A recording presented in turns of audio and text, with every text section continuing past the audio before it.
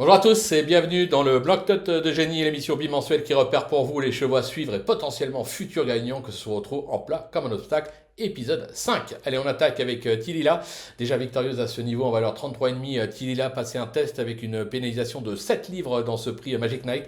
Au sein du peloton, depuis le départ, elle a dû patienter au début de la ligne droite pour avoir ses aises puis se décaler en pleine piste par son jockey, et puis a fini vite pour s'octroyer une prometteuse de 5e place, avec un parcours plus limpide, nul doute que cette protégée d'André Fabre aurait joué le podium. C'est pour la prochaine. On poursuit avec Kioka Bokneuf. Après 2 courses de rentrée ferrée, Kioka Bokneuf pouvait mettre quelques ambitions au départ de ce prix Fabricius. Vite en jambes, elle a été couverte par un adversaire à mi-course avant de reculer par le jeu des relais. Elle a ensuite dû slalomer dans la phase finale pour avoir ses aises avant de finir vite mais trop tard pour le podium. Elle devrait vite renouer avec le succès. On passe à Green Cap.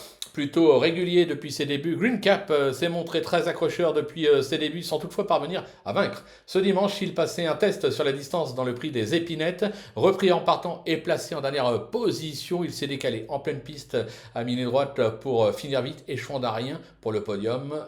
Ce Fabre devrait gagner son événement rapidement.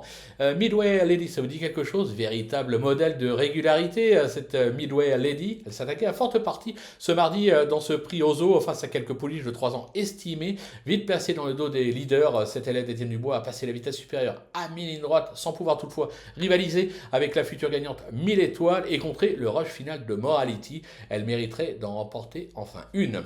Et on conclut avec Sanzate, qui sans être une championne, Sanzate a affiché plusieurs bonnes tentatives en province depuis ses débuts. Sa récente 4e place à Montchamp parlait pour elle et on pouvait donc en attendre le meilleur ce mercredi dans le prix de la valse.